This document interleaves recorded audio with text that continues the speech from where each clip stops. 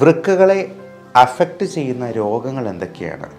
Kidney ഫെയിലിയറിലേക്ക് തള്ളിവിടുന്ന മറ്റ് അവസ്ഥകൾ എന്തൊക്കെയാണ്? കിഡ്നിയുടെ ആരോഗ്യം സംരക്ഷിക്കാനായി നമുക്ക് ഭക്ഷണത്തിൽ ഉൾപ്പെടുത്താവുന്ന കാര്യങ്ങൾ എന്തൊക്കെയാണ്? ഒഴിവാക്കേണ്ടത് എന്തൊക്കെയാണ്? അതിന് എത്ര വെള്ളം കുടിക്കേണ്ടതുണ്ട്? നിർഭാഗ്യമെന്ന് പറയട്ടെ, നമ്മൾ ഡെയിലി കഴിക്കുന്ന അരി, ഗോതമ്പ്, പാല്, മുട്ട പോലുള്ള സാധനങ്ങൾ പോലും അലർജി ഉണ്ടാകാം. വൃക്കകൾ നമ്മുടെ ശരീരത്തിലെ രക്തം ശുദ്ധീകരിക്കാൻ വളരെ പ്രധാനപ്പെട്ട രണ്ട് അവയവങ്ങൾ. ബീൻ ഷേപ്ഡ് എന്നാണ് അതിനെ വിശേഷിപ്പിക്കുക. അതായത് ബീൻസിൻ്റെ വലിയ രണ്ട് ആകൃതിയിലുള്ള വൃക്കകൾ അതിൻ്റെ ആരോഗ്യത്തിനും വളരെയധികം സഹായിക്കുന്ന ഒന്നാണ് ബീൻസ് എന്ന ഭക്ഷണ പദാർത്ഥം. വൃക്കകളെ അഫക്റ്റ് ചെയ്യുന്ന രോഗങ്ങൾ എന്തൊക്കെയാണ്? കിഡ്നി ഫെയിലിയറിലേക്ക് തള്ളിവിടുന്ന മറ്റ് അവസ്ഥകൾ എന്തൊക്കെയാണ്? കിഡ്നിയുടെ ആരോഗ്യം സംരക്ഷിക്കാനായി നമുക്ക് ഭക്ഷണത്തിൽ ഉൾപ്പെടുത്താവുന്ന കാര്യങ്ങൾ എന്തൊക്കെയാണ്? ഒഴിവാക്കേണ്ടത് എന്തൊക്കെയാണ്? അതിന് എത്ര വെള്ളം കുടിക്കേണ്ടതുണ്ട്? കിഡ്നിയുടെ രോഗം വന്നു കഴിഞ്ഞാൽ വെള്ളം കുടിക്കുന്നതിൽ റെസ്ട്രിക്ഷൻ ഉണ്ടാക്കേണ്ടതുണ്ടോ? അത് എത്രത്തോളം കുറയ്ക്കണം? തുടങ്ങിയ കാര്യങ്ങളെക്കുറിച്ചെല്ലാം നമുക്ക് ഇന്നൊന്ന് ഡിസ്കസ് ചെയ്യാം. നിങ്ങൾ പലപ്പോഴും കേട്ടിട്ടുണ്ടാവാം, പ്രമേഹമുള്ള അല്ലെങ്കിൽ BP ഉള്ള ആളുകൾക്ക് കുറച്ച് നാളുകൾ കഴിയുമ്പോഴത്തേക്കും കിഡ്നി ഫെയിലിയറായി വരുന്നത്. നമ്മൾ ഷുഗറിൻ്റെ കാര്യം പിന്നെയും കുറച്ചുകൂടി കേട്ടിട്ടുണ്ടാവാം. എന്നാൽ BP-യിൽ നിന്ന് കിഡ്നി ഫെയിലിയർ ഉണ്ടാകുന്ന ഹൈപ്പർടെൻസീവ് നെഫ്രോപ്പതി എന്ന് പറയുന്ന ഒരു കണ്ടീഷനെ പറ്റി പലർക്കും അത്ര തന്നെ അറിവുള്ളതല്ല. ഡയബറ്റിക് നെഫ്രോപ്പതി ഉണ്ടാകാം എന്നുള്ളതൊക്കെ പലർക്കും അറിയാം. എന്നാൽ അത് കിഡ്നിയുടെ മരുന്ന് കൊണ്ടുള്ള ഉപയോഗത്തിൽ നിന്ന് വരുന്ന ഫെയിലിയർ ആണ് എന്നാണ് പലരുടെയും തെറ്റിദ്ധാരണ. എന്നാൽ അങ്ങനെയല്ല. കിഡ്നി ഫെയിലിയർ ഉണ്ടാകുന്ന ഡയബറ്റിക് രോഗികളിൽ അല്ലെങ്കിൽ BP രോഗികളിൽ 90% അത് മരുന്ന് കഴിക്കാതെ കുറേ നാളുകൾ കൊണ്ട് കിഡ്നിയിലുണ്ടാകുന്ന ഡാമേജ് ഒരു ഘട്ടത്തിൽ അത് പുറത്ത് വരുന്നത്. അത് മരുന്ന് കഴിക്കുമ്പോഴും ചിലപ്പോൾ അത് കൺട്രോൾ അല്ലാണ്ട് പോയേക്കാം. എന്നാൽ പെട്ടെന്നൊരു ദിവസം അത് പുറത്ത് വരുമ്പോൾ ആൾക്കാർ വിചാരിക്കുക മരുന്ന് കഴിച്ചിട്ടാണ് ഇത് ഫെയിലിയർ ആവുന്നത് എന്നാണ്. എന്നാൽ അങ്ങനെയല്ല. അത് കുറേ വർഷങ്ങൾ കൊണ്ട് ഈ ഡാമേജ് ഇങ്ങനെ കൂടിക്കൂടി വന്ന് അവസാനം ഫെയിലിയറിലേക്ക് എത്തുകയാണ് ചെയ്യുക. എന്നാൽ ചില മരുന്നുകൾ തീർച്ചയായിട്ടും കിഡ്നിക്ക് ഫെയിലിയർ ഉണ്ടാക്കുന്നുണ്ട്. ഉദാഹരണത്തിന് വേദന സംഹാരികൾ, NSAIDs ഗ്രൂപ്പിൽ പെടുന്ന പാരസെറ്റമോൾ ആണെങ്കിലും ഡൈക്ലോഫിനാക്ക് പോലുള്ള മരുന്നുകളെല്ലാം ഓവർ ദ കൗണ്ടർ മെഡിസിനായിട്ട് ഡോക്ടർമാരൊന്നും ഒരിക്കലും ഒത്തിരി കൂടുതൽ കൊടുക്കുകയില്ല. അത് 1-2 എണ്ണം മാക്സിമം കഴിക്കാനായിട്ടേ പറയത്തുള്ളൂ. അത് 3-4 എണ്ണം വെച്ച് മാസങ്ങളോളമൊക്കെ കഴിക്കുമ്പോഴത്തേക്കുമാണ് കിഡ്നി ഫെയിലിയർ ഉണ്ടാവുക. കഴിവതും വേദന സംഹാരികൾ ഒഴിവാക്കാൻ തന്നെയാണ് ഞാൻ എൻ്റെ രോഗികളോട് പറയാറുള്ളത്. വേദന അത്ര അധികം ഉണ്ടെങ്കിൽ മാത്രം നമുക്ക് ഒരു ഗുളികയോ എല്ലാം കഴിക്കാവുന്നതാണ്. അത് ഡെയിലി 2-3 വെച്ച് കഴിക്കാൻ പാടില്ല എന്ന് ഞാൻ ഓരോ രോഗിയുടെ അടുത്തും പ്രത്യേകം പറയാറുണ്ട്. ഞാൻ ഒരു 5-8 ഗുളിക അല്ലാണ്ട് അതിൽ കൂടുതൽ കൊടുക്കാറുമില്ല. അതുപോലെ non judicious use of antibiotic, എന്ത് അസുഖം വന്നെന്നാലും ഒരാവശ്യവുമില്ലാണ്ട് ആൻറ്റിബയോട്ടിക് എടുക്കുന്നതിനെയാണ് ഈ നോൺ ജുഡീഷ്യസ് യൂസ് എന്ന് പറയുന്നത്. അങ്ങനെ വരുമ്പോഴും കിഡ്നിക്കും ലിവറിനുമൊക്കെ ചിലപ്പോൾ പ്രശ്നങ്ങളുണ്ടാകാം. മാത്രമല്ല ആൻറ്റിബയോട്ടിക് റെസിസ്റ്റൻസ് പോലും ഉണ്ടാകാം. ഏറ്റവും പ്രധാനം, നമുക്ക് കൃത്യമായിട്ടുള്ള ജലാംശം ശരീരത്തിലുണ്ടാകാതെ പോകുന്ന രീതിയിൽ എന്തെങ്കിലും തരത്തിലുള്ള ഡീഹൈഡ്രേഷൻ ഉണ്ടാക്കുന്ന ഇൻഫെക്ഷൻസ്, അണുബാധകൾ, ഇപ്പോൾ പലപ്പോഴും പല കൊച്ചുകുട്ടികൾക്കാണെങ്കിലും ശരി, മുതിർന്നവർ വലിയ എൽഡർലി ആയിട്ടുള്ള ആൾക്കാർക്കാണെങ്കിലും ശരി, ഭക്ഷണം ശരിക്കും കഴിക്കാത്തതുകൊണ്ടും വെള്ളം കുടിക്കാത്തതുകൊണ്ടും ഉണ്ടാകുന്ന നിർജ്ജലീകരണം തീർച്ചയായിട്ടും മൂത്രമുണ്ടാകുന്ന അവസ്ഥയെ അത് കുറച്ച് കളയും. അത് ഏതൊരു മെഷീൻ്റെയും കാര്യം ഓർത്താൽ മതി. ഇപ്പം നമുക്ക് നമ്മുടെ ശരീരത്തിൽ ആവശ്യത്തിന് ഓയിൽ കിട്ടാത്തതുപോലെ, നമ്മുടെ ഒരു ഓയിൽ എന്ന് പറയാവുന്നതാണ് ഈ ബ്ലഡ്. അപ്പോൾ ഒരു എൻജിന് ഓയിൽ കിട്ടാത്തതുപോലെയാണ് നമ്മുടെ ശരീരത്തിൽ ബ്ലഡ് കിട്ടാതെ പോകുന്നത്. അപ്പോൾ നമ്മുടെ ശരീരത്തിൻ്റെ എല്ലാ പ്രവർത്തനങ്ങളെയും അത് ബാധിക്കാനിടയുണ്ട്. അതുകൊണ്ട് ഒരു ദിവസം 3 ലിറ്ററെങ്കിലും വെള്ളം കുടിക്കാനായിട്ട് ആരോഗ്യവാനായ ഒരു വ്യക്തി പ്രത്യേകം ശ്രദ്ധിക്കണം. നമ്മൾ ഒരു കുപ്പി വെള്ളം എടുത്തു വെച്ച് അതിൽ 3 പ്രാവശ്യമെങ്കിലും നിറച്ച് കുടിക്കുന്നുണ്ടോ എന്നുള്ളത് ഉറപ്പ് വരുത്തുക. എന്നാൽ ചില അവസരങ്ങളിൽ കിഡ്നിക്ക് പ്രശ്നമുള്ളവർക്കോ അല്ലെങ്കിൽ ഹാർട്ടിൻ്റെ പമ്പിങ് ശരിയാകാതെ പോകുന്നവർക്കോ ലിവറിന് സിറോസിസ് പോലുള്ള അസുഖങ്ങൾ ബാധിച്ചിട്ടുള്ളവർക്കോ ഒക്കെ ഫ്ലൂയിഡ് റെസ്ട്രിക്ഷൻ ഉണ്ടാകാം. അവർ ഇത്രയും വെള്ളം കുടിച്ചെന്നാൽ അത് മുഴുവൻ മൂത്രമായിട്ട് പുറന്തള്ളാനുള്ള ശേഷി നമ്മുടെ ആന്തരിക അവയവങ്ങൾക്കില്ലാണ്ട് വരുമ്പോൾ, അതിൻ്റെ പമ്പിങ് ശരിയായിട്ട് സംഭവിക്കാൻ ഹൃദയത്തിന് ശേഷിയില്ലാണ്ട് വരുമ്പോൾ ഒക്കെ ഫ്ലൂയിഡ് റെസ്ട്രിക്ഷൻ പറയാറുണ്ട്. അത് 1.5 ലിറ്ററിൽ താഴ്ത്തി കുടിക്കാൻ പോലും ചിലപ്പോൾ ഡോക്ടർമാർ നിർദ്ദേശിച്ചേക്കാം. അത് GFR എന്ന് പറയുന്ന ഗ്ലോമറുലർ ഫിൽട്രേഷൻ റേറ്റ് എന്ന് പറയുന്ന ചില കണക്കുകളുണ്ട്. അത് വെച്ചിട്ടാണ് നമ്മൾ ഇതിൻ്റെ ഫ്ലൂയിഡ് റെസ്ട്രിക്ഷൻ ഏകദേശം പറയുക. അത് 1.5 ലിറ്ററൊക്കെയാണ് സാധാരണഗതിയിൽ ആൾക്കാരോട് പറയുക. അവരൊന്നും ഒത്തിരി വെള്ളം ഒരുമിച്ച് കുടിച്ചെന്നാൽ പോലും, അപ്പോൾ പച്ചവെള്ളത്തിന് പോലും സൈഡ് എഫക്റ്റ് ഉണ്ട് എന്നുള്ളതാണ് നമ്മൾ മനസ്സിലാക്കേണ്ടത്. ഏത് സംഗതിയാണെങ്കിലും ഒരളവിൽ കൂടുതൽ കഴിക്കുന്നത് ചിലപ്പോൾ ദോഷം ചെയ്തേക്കാം. ഓരോന്നിനും ഒരു ഡോസ് ഉണ്ട്, അതിന് എഫക്റ്റുമുണ്ട്, സൈഡ് എഫക്റ്റുമുണ്ട്.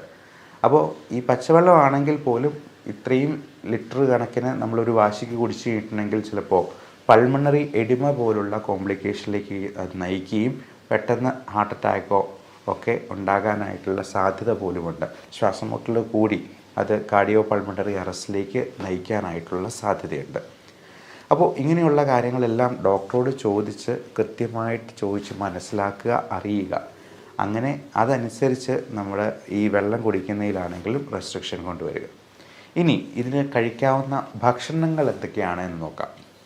ഏറ്റവും പ്രധാനമായിട്ട് പറയാവുന്നത് ഗ്രീൻ ലീഫി വെജിറ്റബിൾസ്, നല്ല പച്ച നിറത്തിലുള്ള ചീര, സ്പൈനാഷ് തുടങ്ങിയ സാധനങ്ങൾ, ക്യാപ്സിക്കം പോലുള്ള കാര്യങ്ങൾ എല്ലാം ധാരാളമായി ഉൾപ്പെടുത്തുക.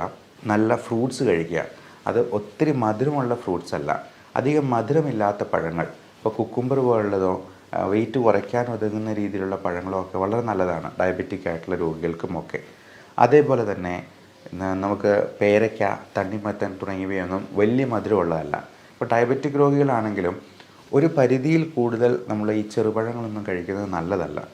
പ്രത്യേകിച്ചും നല്ല മധുരമുള്ള പാളയംകോടൻ പഴമോ അല്ലെങ്കിൽ ഞാലിപ്പൂവൻ, രസകദളി എന്നൊക്കെ പറയുന്ന പഴങ്ങളോ ഒക്കെ ഒത്തിരി കഴിക്കുന്നത് തന്നെ ഷുഗർ കൂട്ടാനായിട്ട് ഇടയാക്കും. അതേപോലെ നമുക്ക് മറ്റ് തലത്തിലുള്ള ഇൻഫെക്ഷൻസ്, പൊള്ളലേറ്റിട്ടുള്ളവർക്ക്, പൊള്ളലൊക്കെ കേൾക്കുമ്പോഴേക്കും ഇതിൻ്റെ ഡീഹൈഡ്രേഷൻ വളരെയധികം കൂടുതലായിരിക്കും. അപ്പോൾ അതുകൊണ്ട് തന്നെ നമുക്ക് കിഡ്നിക്ക് പ്രശ്നം ഉണ്ടാകാൻ സാധ്യതയുണ്ട്.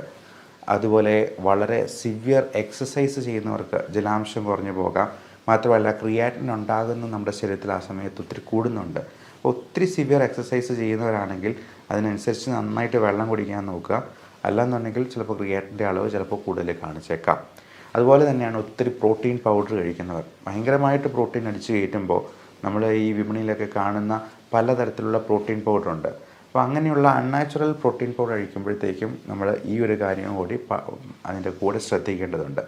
യൂറിയ, ക്രിയാറ്റിനിൻ, യൂറിക് ആസിഡ്, ഇത് മൂന്നും ഇങ്ങനെയുള്ള ജിമ്മന്മാർ ഇടവേളകളിൽ ഒന്ന് ചെക്ക് ചെയ്യുന്നത് നന്നായിരിക്കും. അതേപോലെ കിഡ്നിക്ക് പ്രശ്നമുണ്ടാക്കുന്ന മറ്റൊരു പ്രശ്നമാണ് പാമ്പ് കടി, പ്രത്യേകിച്ചും അണലി വർഗത്തിൽപ്പെട്ട പാമ്പിൻ്റെ കടിയേൽക്കുന്നത്. അപ്പോൾ പാമ്പ് കടിക്കാൻ സാധ്യതയുള്ള പ്രദേശങ്ങളിൽ നമ്മൾ പോകുമ്പോൾ വളരെയധികം ശ്രദ്ധിക്കണം. പ്രത്യേകിച്ചും അണലി എന്ന് പറഞ്ഞത് വളരെ ചേർന്ന് കിടക്കുന്ന ഒരു പാമ്പായതുകൊണ്ട് തന്നെ നമ്മളതിനെ കണ്ടു എന്ന് വരില്ല, അറിയാതെ പോയി ചവിട്ടാൻ സാധ്യതയുണ്ട്. ഇരുട്ടുള്ള പ്രദേശങ്ങളിൽ പോകുമ്പോൾ കയ്യിലൊരു ടോർച്ച് കരുതുക. മാത്രമല്ല നമ്മൾ ഒരു വടിയുണ്ടെങ്കിൽ അതുകൊണ്ട് ആദ്യമേ കുത്തി അത് ശബ്ദം ഉണ്ടാക്കിക്കൊണ്ട് മുമ്പോട്ട് പോകാൻ നോക്കുക. കാരണം നമ്മൾ നിലത്ത് കുത്തുമ്പോൾ അതിൻ്റെ വൈബ്രേഷനാണ് പാമ്പിന് കൂടുതൽ വ്യക്തമായിട്ട് അറിയുക, ശബ്ദത്തേക്കാൾ കൂടുതൽ. അപ്പോൾ അത് വെച്ചിട്ട് അത് വേഗം അങ്ങ് പോയിക്കോളും. അപ്പോൾ ഇങ്ങനെയുള്ള കാര്യങ്ങൾ നമ്മൾ നമ്മുടെ പ്രാക്ടിക്കൽ ലൈഫിൽ ശ്രദ്ധിച്ചെന്നാൽ തന്നെ ഇത്തരത്തിലുള്ള കാര്യങ്ങളിൽ നിന്നും കുറേയൊക്കെ നമുക്ക് ഒഴിവാക്കാൻ പറ്റും.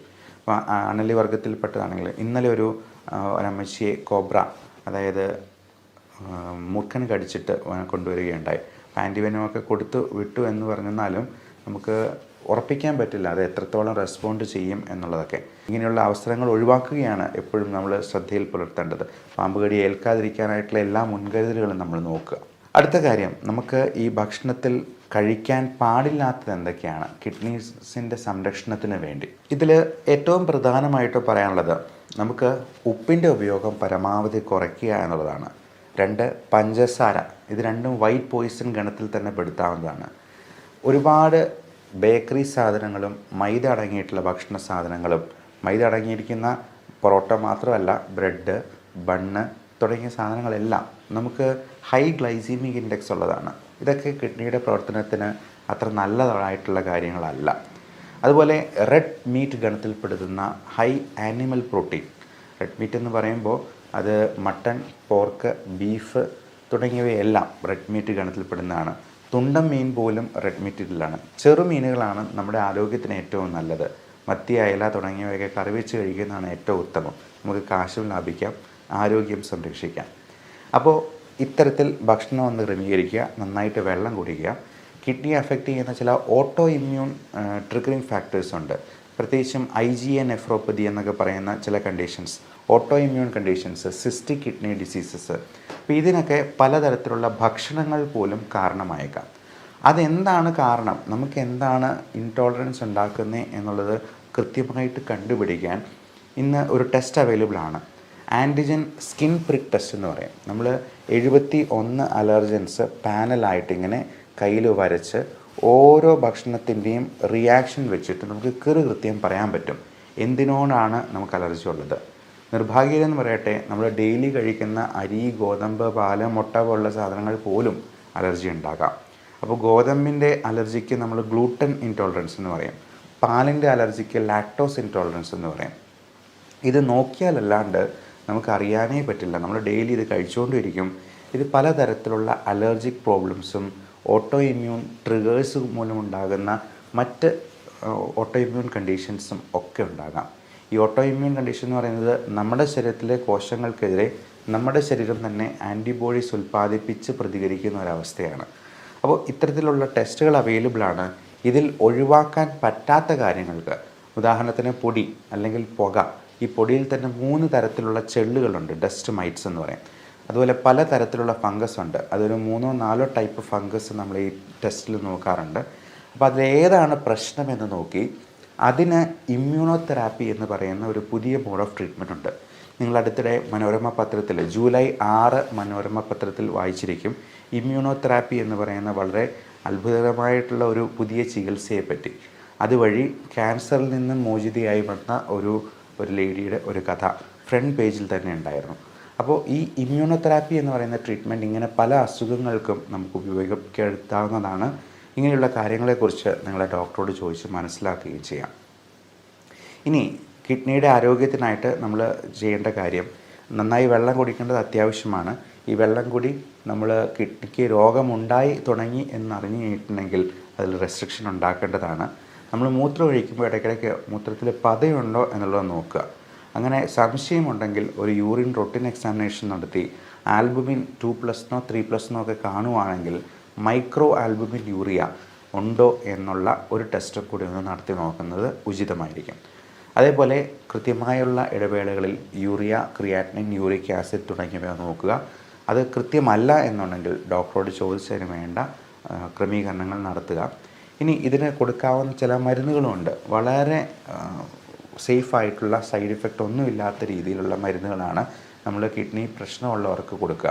അപ്പോൾ ആൻറ്റിബയോട്ടിക്സ് ആണെങ്കിൽ പോലും കൊടുക്കേണ്ടപ്പോൾ റീനൽ ഡോസേജ് എന്ന് പറയും. അതായത് സാധാരണ ആൾക്കാർക്ക് കൊടുക്കുന്നതിൻ്റെ പകുതിയൊക്കെ ആയിരിക്കും ഇങ്ങനെയുള്ള കിഡ്നി രോഗികൾക്ക് കൊടുക്കുക. അത് ഡോക്ടറോട് ചോദിച്ച് മാത്രം അങ്ങനെയുള്ള കാര്യങ്ങൾ ചെയ്യുക. അപ്പോൾ ഇതിന് സേഫായിട്ട് കൊടുക്കാവുന്ന ചില മരുന്നുകളുണ്ട്. N-acetylcysteine എന്ന് പറയുന്ന ഒരു മരുന്നുണ്ട്. അത് എഫർവെസൻറ്റ് ടാബ്ലറ്റ്, അതായത് വെള്ളത്തിൽ ജസ്റ്റ് ഒരു ഗ്ലാസ്സിൽ ഒരു ഗുളിക ഇട്ടെന്നാൽ അതിങ്ങനെ അലിഞ്ഞ് ചേരും, ഒരു ഓറഞ്ച് ജ്യൂസ് പോലെ. അത് കുടിച്ചു കഴിഞ്ഞാൽ നമുക്കുള്ള ഗുണം, നമ്മുടെ ശരീരത്തിലെ ടോക്സിൻസിനെ എല്ലാം അത് മൂത്രമായിട്ടും മലമായിട്ടും അതങ്ങ് പുറന്തള്ളുന്നതാണ്. നമ്മൾ പൾമണോളജിസ്റ്റിനൊക്കെ ആണെങ്കിൽ കഫം ഇളകി പോകാനായിട്ട് അത് ഉപയോഗിക്കാം. അതുപോലെ കിഡ്നിക്കും അത് ടോക്സിൻസ് എല്ലാം റിലീവ് ചെയ്യാനായിട്ട് ഹെൽപ്പ് ചെയ്യും എന്നുള്ളതാണ്. അതുപോലെ കാൽഷ്യം അസറ്റേറ്റ് പോലുള്ള കോമ്പൗണ്ട്സ് നമ്മൾ കിഡ്നി പേഷ്യൻസിന് കൊടുക്കാറുണ്ട്. ഈ ഇങ്ങനെ പേഷ്യൻസിന് pH ചിലപ്പോൾ വേരിയേഷൻസ് വരാം. ഇപ്പോൾ നമ്മുടെ നോർമൽ ബ്ലഡിൻ്റെ pH 7.35 to 7.45 ആണ് എന്ന് പറയുന്നത് വളരെ കൃത്യതയുള്ള ഒരു റേഞ്ചാണ്. അത് 7.34 ആയെന്നാൽ പോലും അസിഡോസിസ് ആണ്. അതുപോലെ 7.46 ആയെന്നാൽ പോലും ആൽക്കലോസിസ് ആണ്. അപ്പോൾ ഇത് പലപ്പോഴും കിഡ്നി രോഗികളിൽ ഈ pHൻ്റെ ലെവലിൽ വ്യത്യാസം വരാം. അത് അസിഡോസിസിലോട്ട് പോകാം. ആ അസിഡോസിസ് തന്നെ റെസ്പിറേറ്ററി അസിഡോസിസ് ഉണ്ട്, മെറ്റബോളിക് അസിഡോസിസ് ഉണ്ട്. അതായത് ലങ്സും കിഡ്നിയുമാണ് ഈ pH ലെവൽ മെയിൻറ്റെയിൻ ചെയ്യുന്നതിൽ ഏറ്റവും പ്രധാനപ്പെട്ട പങ്ക് വഹിക്കുന്ന 2 അവയവങ്ങൾ. അപ്പോൾ കിഡ്നിക്ക് പ്രശ്നമുള്ളപ്പോഴത്തേക്കും ലങ്സ് അതിനെ കോമ്പൻസേറ്റ് ചെയ്യാനായിട്ട് ശ്രമിക്കും. ചിലപ്പോൾ കോമ്പൻസേറ്റ് ചെയ്യാനായിട്ട് അവൻ സക്സസ്ഫുൾ ആയില്ലെന്നുണ്ടെങ്കിൽ ഇത് അസിഡോസിസ് ആയിട്ട് തന്നെ കണ്ടിന്യൂ ചെയ്യും. അങ്ങനെ വരുമ്പോൾ പലപ്പോഴും സോഡ ബൈകാർബണേറ്റ് പോലുള്ള മരുന്നുകൾ ടാബ്ലറ്റായിട്ടും ഇഞ്ചക്ഷനായിട്ടും ഒക്കെ കൊടുക്കുന്നത് നിങ്ങൾ പലപ്പോഴും നിങ്ങളുടെ റിലേറ്റീവ്സിൽ തന്നെ കണ്ടിട്ടുണ്ടാവാം. അപ്പോൾ ഇത്തരത്തിലുള്ള പല മരുന്നുകളും കിഡ്നിയുടെ ഫങ്ഷൻ നമ്മൾ പ്രൊട്ടക്റ്റ് ചെയ്ത് നിർത്താനായിട്ട് നമ്മൾ ശ്രമിക്കാറുണ്ട്. ഇതിലൊന്നും ശരിയായില്ല, യൂറിയ ക്രിയാറ്റിൻ കൂടി പോവുകയാണ്, ക്രിയാറ്റിനിൻ 5ഉം 6ഉം ഒക്കെ ആയി പോവുകയാണെന്നുണ്ടെങ്കിൽ ഡോക്ടർ ഇതിൻ്റെ അവസാന ഓപ്ഷനായ ഹീമോഡയാലിസിസ് എന്ന ഇതിലേക്ക് എത്തും. ആഴ്ചയിൽ 1 2 തവണ, ചിലപ്പോൾ 3 തവണ വരെ ഹീമോഡയാലിസിസ് ചെയ്യുന്നത് അത്ര നല്ല അനുഭവമായിരിക്കില്ല. അപ്പോൾ ചെറുപ്പക്കാർക്കാണ്, വലിയ പ്രായമായിട്ടൊന്നുമില്ല, മറ്റ് അവയവങ്ങൾക്കൊന്നും വലിയ ഡാമേജ് ഇല്ല എന്നുണ്ടെങ്കിൽ ഒരുപക്ഷെ നിങ്ങളുടെ ഡോക്ടർ ഹീമോഡയാലിസിസ് എന്ന ഓപ്ഷനിൽ നിന്നും അടുത്ത പടിയായിട്ടുള്ള കിഡ്നി ട്രാൻസ്പ്ലാന്റേഷൻ എന്ന ലെവലിലേക്കും ചിലപ്പോൾ ചിന്തിച്ചേക്കാം. അപ്പോൾ അതിനൊക്കെ മുമ്പ് നമ്മുടെ കിഡ്നീസിനെ സംരക്ഷിച്ച് നിർത്തി രോഗങ്ങളെ അകറ്റി നിർത്താനായിട്ട് നമുക്ക് പരമാവധി നമ്മുടെ ജീവിതചര്യയിലൂടെ തന്നെ നോക്കാനായിട്ട് ശ്രമിക്കാം. Thank you.